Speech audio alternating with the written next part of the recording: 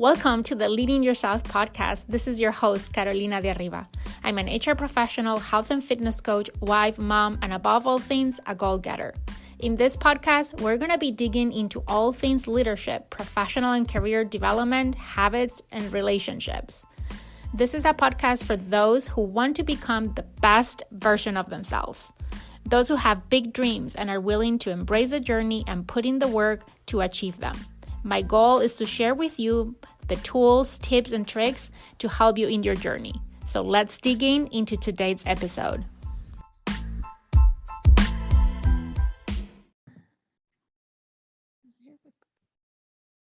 Welcome everyone to a new episode of the Leading Yourself podcast.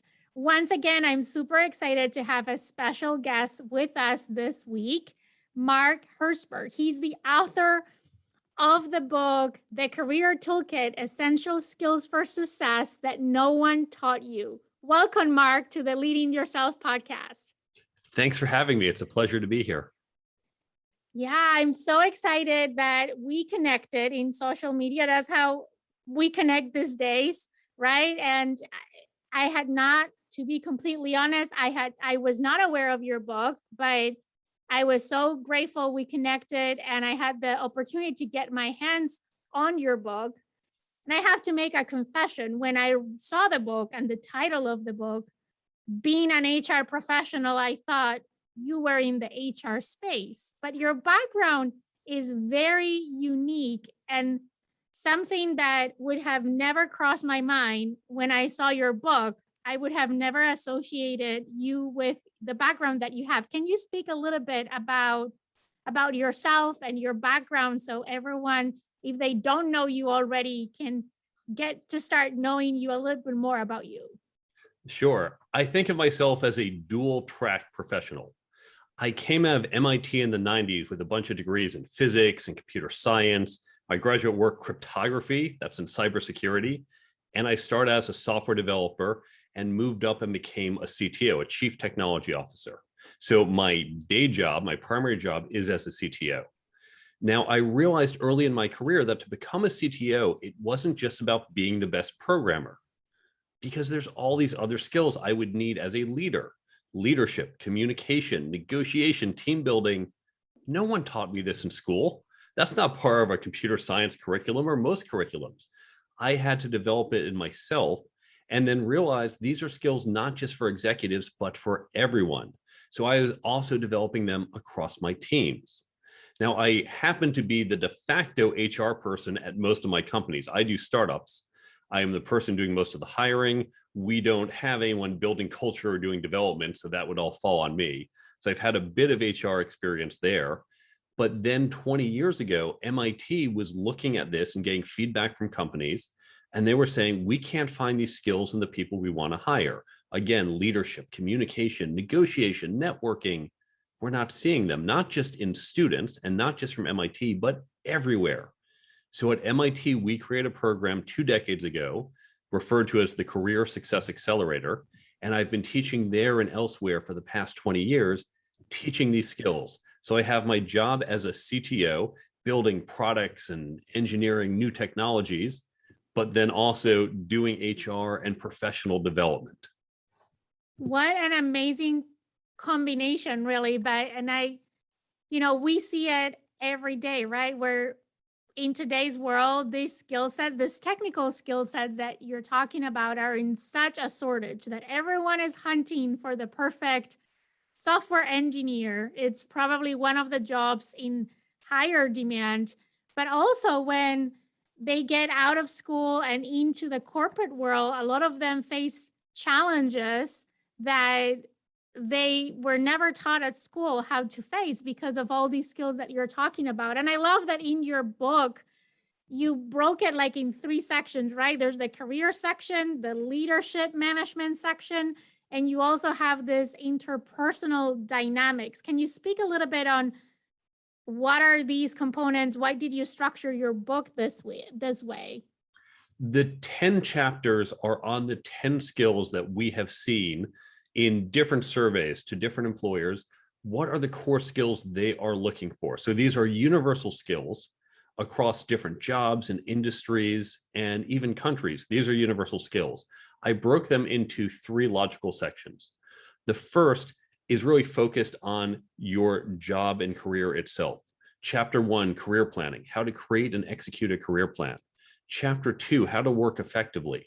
It's not just writing code in my case or creating financial reports, how to manage your manager, how to fit into corporate culture, deal with corporate politics, these things we never talk about. Chapter 3 is on interviewing. And now there's lots of content on how to be a candidate, how to answer those tough questions, but we generally don't teach people how to hire others, how to conduct an interview, but so many of us do that as part of our jobs, even as non-managers. So that's section 1. Section 2, leadership and management. And so I really break down the essence, what is leadership? And then management, look at the people side of management and the process side of management. I'm not teaching any individual process, I'm teaching the concepts, which really comes down to information flow in modern white collar offices.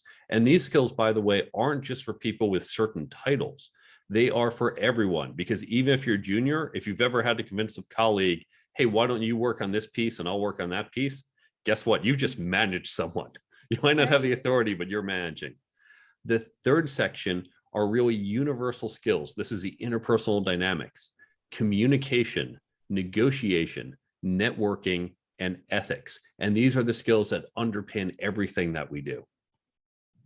Yeah, when I was looking at it, I'm like, this is so spot on. And I'm sure there was a lot of research and that went into defining what are these 10 particular ones, but so I was thinking through, and these are timeless and they're universal, right? They were relevant 5 years ago. They're still relevant today. We'll talk about today, how does that look in the future?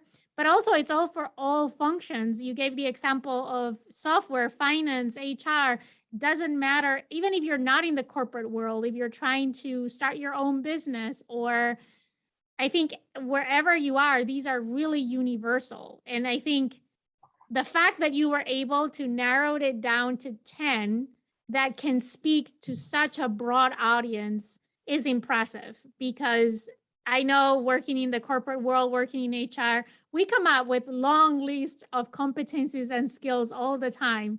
But really, these ones are that, foundational, universal, applicable to anyone, regardless of where you are in your career, in what company you are, in what industry. So it was pretty impressive when I was reading through it. Thank you. Well, it comes from research like that, which you've done, because I've looked at all this research across the years and said, what is that commonality? What is universal? So this book applies not just for today, but 20, even 50 years from now. And I've been helped through 2 decades of teaching and getting input from professors and others who are really focused on this full time in their research. Yeah. So let's talk about the future, because I think, we all had predictions about the future, and then the pandemic came and we were shaken up. And we realized that it's hard to see beyond 6 months even. We think we know what's going to happen, and then another wave of the pandemic came, and it has really fundamentally changed the way that we work. It's not only the impact that it has had to the economy and health and personally impacting people, but it has changed the way that we work. A lot of companies are working to more hybrid models, increasing flexibility, a lot of remote work. How do you see these skills fitting into this new, I'm making air quotes for those that are listening to the podcast, but this new norm?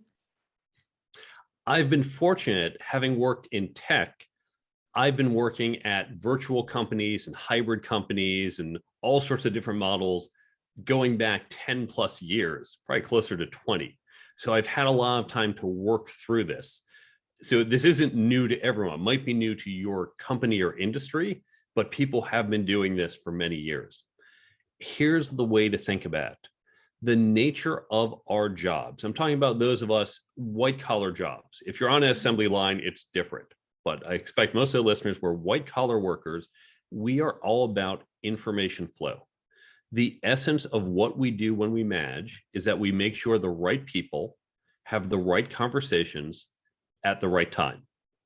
That's really what management is about, making sure the right people have the right conversations at the right time.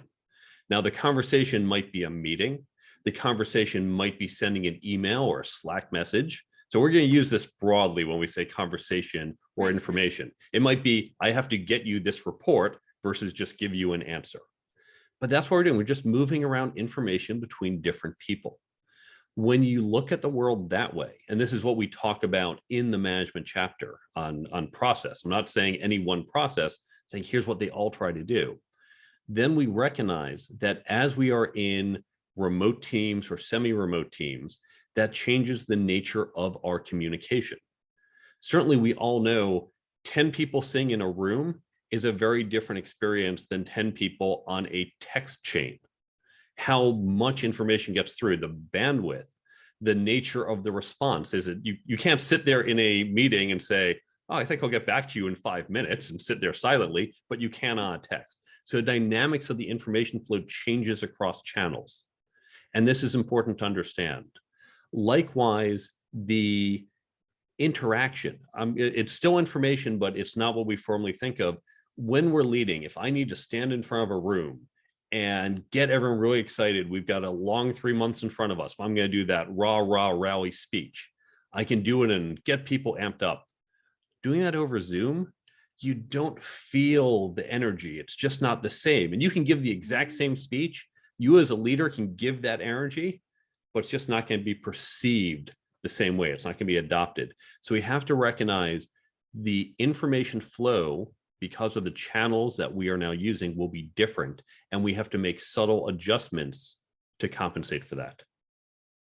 How can someone get to fine tune those adjustments? Like what things to look for to say, because I believe that everyone has their best intentions, right? And we all have an intention in mind of what we want to accomplish, what message we want to carry over. But a lot of times it's not perceived by others in the same way that we intended it. And, how do you know when you have to adjust or when you need to maybe pick or choose a different channel, or if you're restricted to a specific channel of communication, how to adjust that communication? One of my favorite quotes is Hanlon's razor. Never ascribe to malice that which can be explained by mere stupidity. And I agree with you. Most people are trying to do the right thing. We're just sometimes not good at. When it comes to understanding the channels, this is not something you have to figure out on your own. Do it with your team. Now, I recognize you probably have multiple teams. If you are somewhere in middle management, you have the team that you manage, the team below you. Then you have your peers who you might meet with on some regular basis, a meeting of directors. And then, of course, you're part of a team when you're going up. So you might have multiple teams, but have conversations with them. One common mistake we have, and this will be worse when we are back in the office part-time, when should I walk over to your office versus send you an email versus put something on Slack versus call a meeting? Right? How many times have we heard this meeting could have been email? Right. It's because people aren't thinking about, does this need to be a meeting or an email versus chatting with you? When I go over and chat with you, should we have also asked Barbara to join us? Well, Barbara is on the other side of the office, or maybe she's not in today. We'd have to call her. It's just so easy for me to walk over to your desk and just have that conversation. Oh, I guess we'll let Barbara know later. But if we put that extra conscious energy in, you know what? It's you and me and Barbara need this conversation. Maybe we don't need a formal meeting, but let's make sure we involve her. Let me grab you and we both walk over to her desk. That's what we need to be more conscious of. And what we can do is talk to other people and say, what are some of the areas where you see it's not flowing as well, or it feels off or different? What do you, my boss, my subordinate, or my peer, what do you think we can do differently? And have these open conversations with folks and work on it together. Because if you come up with the right answer, but no one else does, if you realize Slack is the best way for this message and email for that, but other people don't see it that way, it's not going to help you. Right.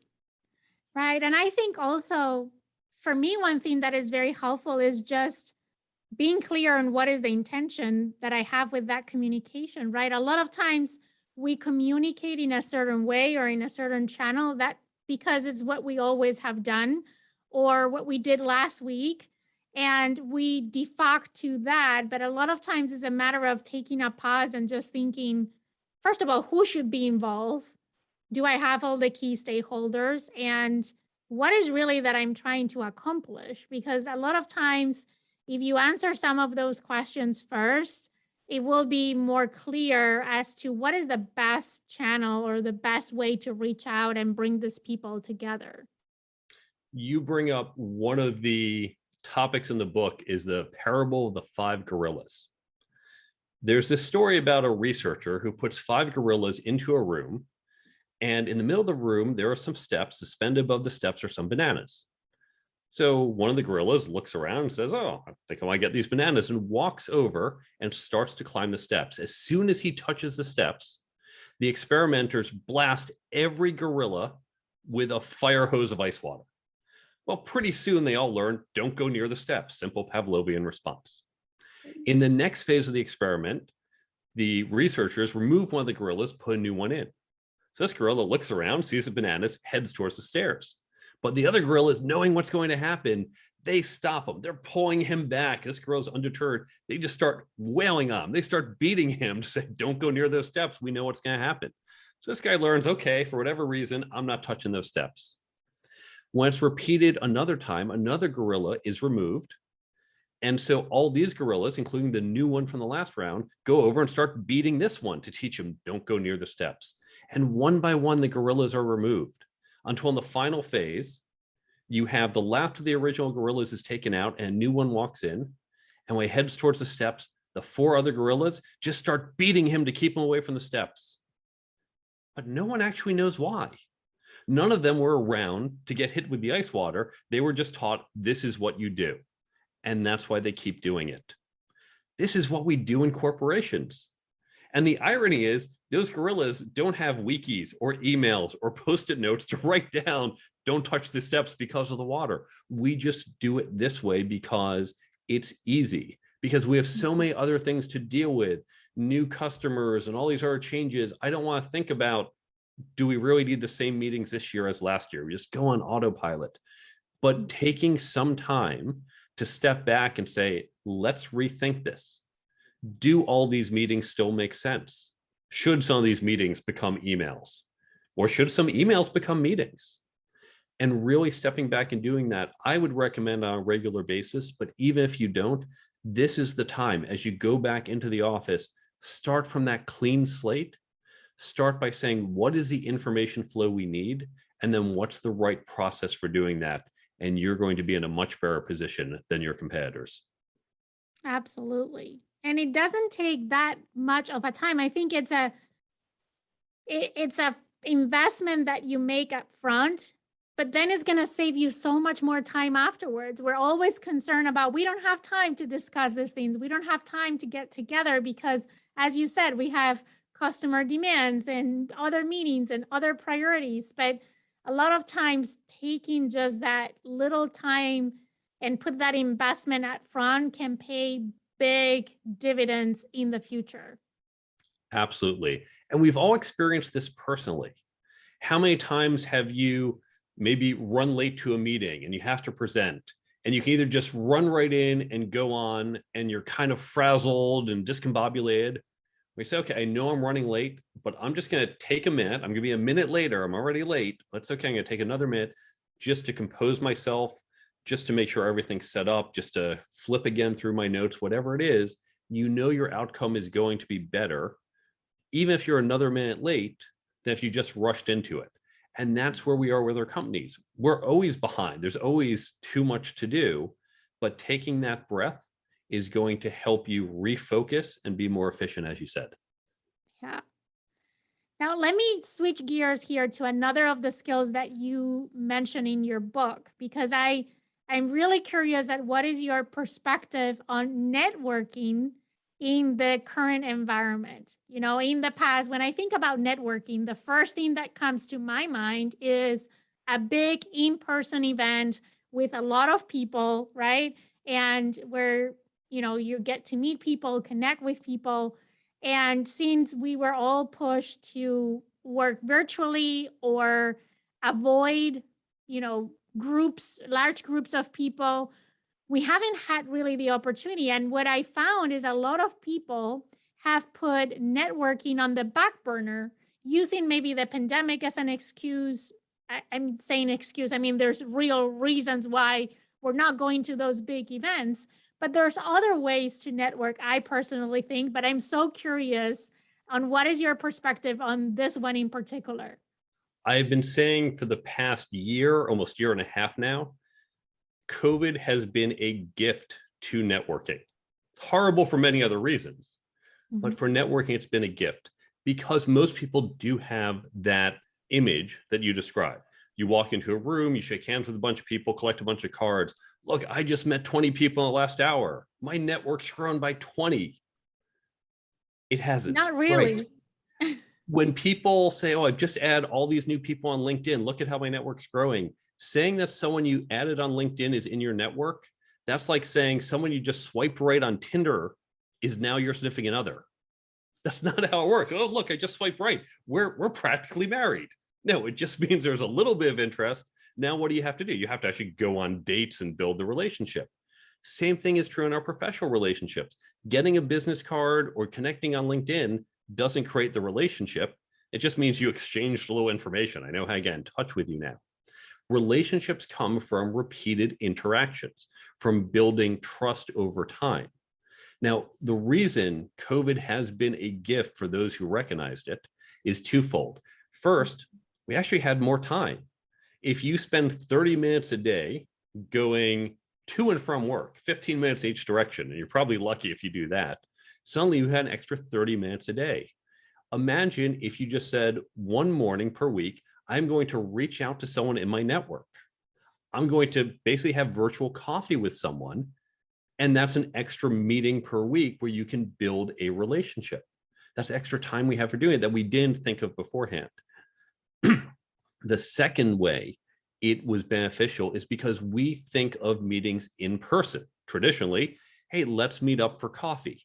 Well, that's great if we're in the same city, but if we're on other sides of the country or different continents, not happening. And if in 2017, I called you up and said, hey, let's have coffee over video on our laptops, said, what are you talking about, Mark? That's weird. But now it is normal. And so we've had the opportunity to really reach out and build connections with non-local people. So yes, one tiny piece of networking, the meeting a stranger, shaking hands and handing out cards, definitely took a hit the past 18 months. But every other piece of networking, there was an opportunity to really go further. And you just had to change your mindset from collecting cards to building relationships. I love this because I cannot agree more. I'm an introvert by nature. So for me, even going to these big networking events to begin with is intimidating, right? Like it's totally putting myself outside of my comfort zone, totally intimidating. And I always say when we talk about this topic of networking is if you want to become better at networking, if you really want to grow your network, you need to start with the network that you already have, right? Like is what you said, the fact that you're connected with someone in social media, in LinkedIn, in your company's intranet, or you have exchanged an email doesn't mean that they're part of your network. It only means that you had one point of connection. And if you don't nourish that relationship, you can't say that that person is part of your network. Like if you and I would have met on one of these networking events that I was talking about, and a month from now I call you and I to ask Mark, I have a favor to ask from you. You're going to say, who are you? And I'm like, oh, we met in that networking event. And you might remember me, but that doesn't mean that all of a sudden you're an active member of my network, right? So I can't agree more with you. And I think it's a shame that a lot of people had put networking on the back burner thinking that there wasn't the opportunity to network. And I think that those that put networking as a priority really have seen how their network has strengthened. I wouldn't say grow, maybe, but strengthen. And to your point of meeting people outside of your geographical area, how true is that? Like, I've attended a lot of virtual events. I've met people that otherwise I wouldn't have made because, as you said, before the pandemic, if they would have told me let's meet for a virtual coffee, I would say, you're weird. I mean, I meet for coffee at my local Starbucks or my local coffee shop, but meeting over a computer. And now, I wish I had buy some Zoom stocks before the pandemic. Exactly. This is becoming normalized. And so as we go forward, we are going to start going back to those in-person coffee meetings because we miss them. We miss seeing Right. people in person. And that is always preferable to be in person, but we can find some of each. We can do those in-person meetings and we can do some of the virtual meetings and keep those connections with remote people. Yeah. And sometimes doesn't have to be even a lengthy one. It's just a matter.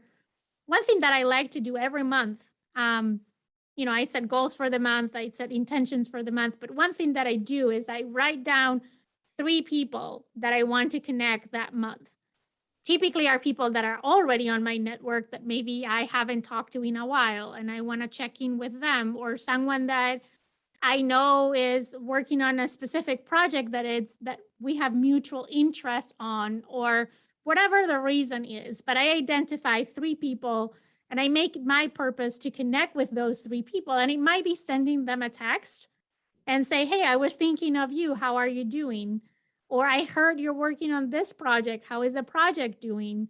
And that just opens the door for continuing the conversation, right? And I think that also shows the other person that you're genuinely interested in what they have to say, because that's the other thing. Sorry, I'm rambling here and jumping from one thing to the next. But the other thing, I took a lot of networking courses in my life. And one thing that I always heard is you need to have an elevator pitch that you can tell someone when you meet them in these big events. And I'm like, it's just me, or this is so awkward. Like meeting a stranger and saying out loud my elevator pitch. It didn't sound natural, right? For me, when I think about networking, is more about listening than talking and asking questions and so showing that interest in learning about the other person. You are spot on. And there are a number of techniques I go through in the book about how you can actually do that outreach and how to do not elevator pitches. I figure everyone's heard of that. I've talked about other ways you can initiate the conversation, but a basic thing you can do, we're thinking, how do I reach out to this person? Look at their social media, look at their recent posts or status. And that is something where you can reach out and say, hey, I see you just got a new job or hit your work anniversary, or I noticed you were tweeting about this. I was just reading an article on the topic. Maybe you're interested. It's very easy to find a way to reach out because people are broadcasting what is important to them. Yes. And then you have a better way to break the ice than talking about the weather. Absolutely. Okay. So switching to a different skill in your book, which also I was maybe is my HR background, but I'm like, career plan. I think also it's one that I see a lot of people when we were forced to change the way we're working and going more into this hybrid models or remote work, everyone was so worried about just being productive, just being able to do their jobs to the best of their abilities in the new circumstances, right? And trying to adapt to that, that a lot of people had put their careers in a parking lot. Maybe not this year, but certainly last year. So when you think about a career, a lot of these other skills that you mentioned in your book, like the communication and networking that we were just talking about, play an important role in growing your career. How do you see that one playing off in this environment? How do you go about approaching a career plan in this new normal? I don't think it's necessarily any different now versus before. Hopefully, more people are more conscious about doing it. The career plan is really, it's like a project plan. You would never do a year-long project without having some type of project plan. But your career is a 10-year long, maybe even 30-year long project. How can you do that without a plan? Now, we know when you have long projects, they're not going to go as planned. And what you're doing in the next month needs to be a little clearer than what's happening 6, 12 months down the road. That's how we think about their careers. That's how people should think about their careers. It's that you have your near term is a little more concrete and your long term is fuzzier. Now, these other skills in the book, there's a reason I put that first, because your career plan might be, I need to improve my network. I need to work on my leadership skills. And so you'll fold those into next 2 years, I'm going to work on my network. Year 5 to 7, I'll work on my leadership. I'm not going to worry about how I'm going to do that. That's just on the to-do list for later. But today I'm focusing on my network by having a virtual coffee once a week or reaching out to 3 people per month, whatever your process is. So we're going to be more focused on our career plan. Now, one thing that I do when I teach career plans is I provide a list of questions. These are in the book. They're also free on my website. Most of the questions are not about your job. There are some, but they're also about your life, your family planning, where you want to live, your lifestyle, because these questions help determine what matters to you. If it's always important to you to have dinner with your family, choosing a career where you're going to be spending lots of time on the road is probably not a good fit.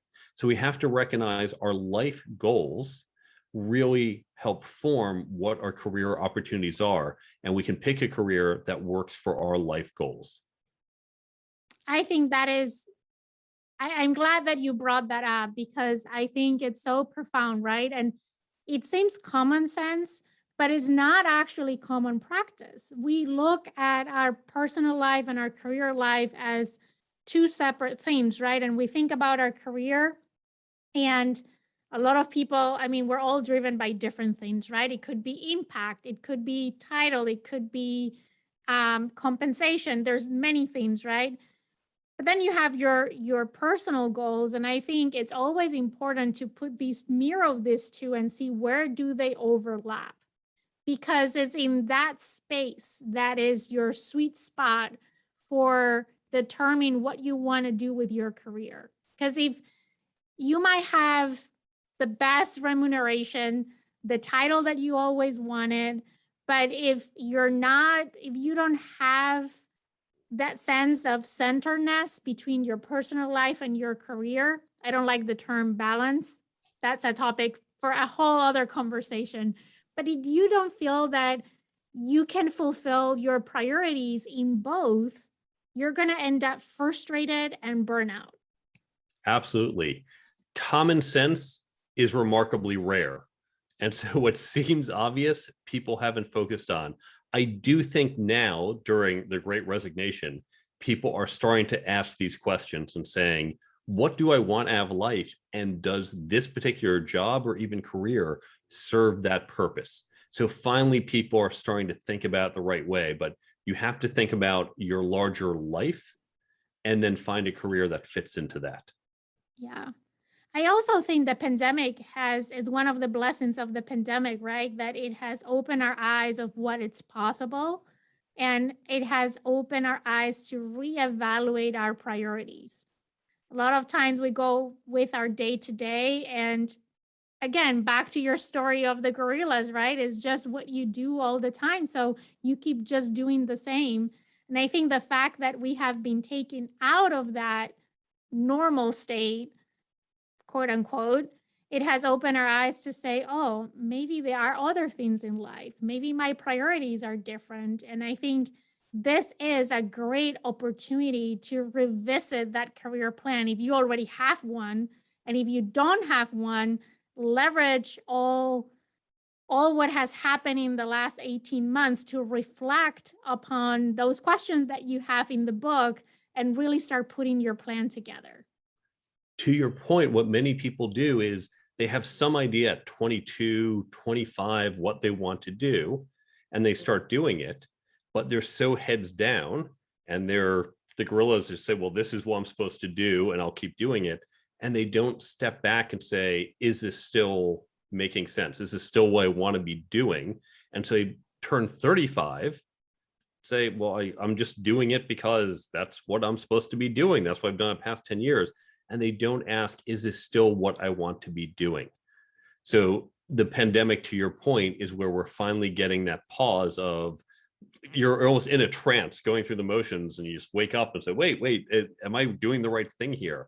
And I hope people not only do that now, but recognize for themselves and teach to future generations, you need to be asking these questions on a regular basis. And in the book, when I talk about creating a career plan, just like on your project plans, you have a regular check-in. How's the project doing? Are we on schedule? Are we behind budget? What's going on? Do the same thing with your career. Do that check-in. Even if it's just once a year, how am I doing? Am I still going in the right direction? Am I on schedule, off schedule? Does the schedule not even make sense anymore? And that's going to prevent you from going to this autopilot and finding out 10 years from now, you just went down a path and realized that's not where you wanted to go. Yeah, so true.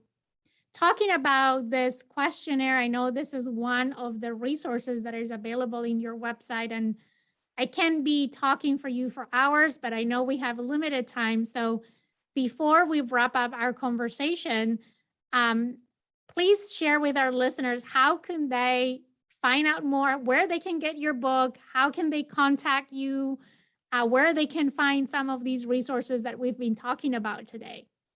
You can get my book in the usual places: Amazon, Barnes and Nobles, Apple Books online. You can also find them in local bookstores. They can order them for you if you want to support local bookstores. If you go to my website, thecareertoolkitbook.com, there you can get in touch with me, follow the blog, follow me on social media. You can see where to buy the book. You can also get access to a number of resources. There is a free app that comes with the book, or you can even download if you don't want the book. If you go to the app page on my website, it will take you to the Android and iPhone store where you can download the app. Each day, it's going to give you a little reminder from the book. If you went through the book with a highlighter, here's a good tip, here's a good quote, here's a key point. That's what's going to come up every day as a single notification. Just, you don't even have to open the app. You pop it up, go, oh, right, that's a good point. Swipe it away and you're done. That's going to help you retain the content in the book using a technique known as spaced repetition. It's also helpful, by the way, if you're about to go into that networking event and you think, oh, I'm pretty rusty. Well, open it up and go to the networking tips and just flip through them and get that kind of quick refresher. So you can do that for any of the topics. So you have the app. There's also an entire resources page. I link to other books if you want to go deeper. I link to some free online resources if you want to go deeper on those. There's also a number of downloads. I mentioned the career questions are completely free. There's also a development guide for HR and executives. If you want to create a training program to teach these skills, whether you use my book or other resources, it's a free download and teaches you how you can develop these skills across your whole team. So all of this, the downloads, the app, following me on social media, where to buy the book, all of this you can find on my website, thecareertoolkitbook.com. And we will include the link on the show notes of this episode. So you can just go there, click, and it will take you directly to the website. And talking about the app, I downloaded the other day and I love it. And sometimes it pops a question that makes you reflect and think about something that was in the book. And those, I have to confess, are my favorite. That is helpful feedback. We're going to have to add some more questions to the app. Yeah, I think, I personally, for me, I know we all learn in different ways, but I am a firm believer that self-reflection is the most powerful tool to create self-awareness, which is the foundation for personal and career development. So I love the app. I think it was genius because, we were talking before the episode, you read a book, you move to the next book and then to the next book. And 2 weeks later, or even a week later, you don't remember what you read. We live in a society that we're bombarded with so much information from anywhere that is so difficult to retain it. But the good and the part that I love about the book is that it's completely actionable. It's not one of these theoretical books with principles that you read and you will end up forgetting after you read. Um, but not only will inspire you, but it will give you practical advice that you could put in practice the day after that you read the book. Or even what I like to do is read one chapter, identify one thing that I can apply, go ahead and apply it. And once I apply that thing, move to the next chapter and build upon. That's, I find, for me, the best way to develop really the skills and not just glance through the book. Absolutely. You can read the chapters in any order. You can jump right ahead if there's a particular skill you want to address. Yeah. Awesome. Well, Mark, thank you so much for joining us today. It's been a pleasure to talk to you. As I said, I could keep talking for hours and hours. So maybe I'll reach out and invite you back again to the podcast to continue the discussion. I would love that. For everyone listening, make sure that you check the website on the show notes of this episode. Check out the book, download the app. Even if you don't get the book, get the app and you'll see how helpful it is. Check out all the free resources and make sure you connect with Mark. Mark, thank you so much. Hope you have an amazing day, and everyone listening also have an amazing day. We'll see you again on another episode of the Leading Yourself podcast.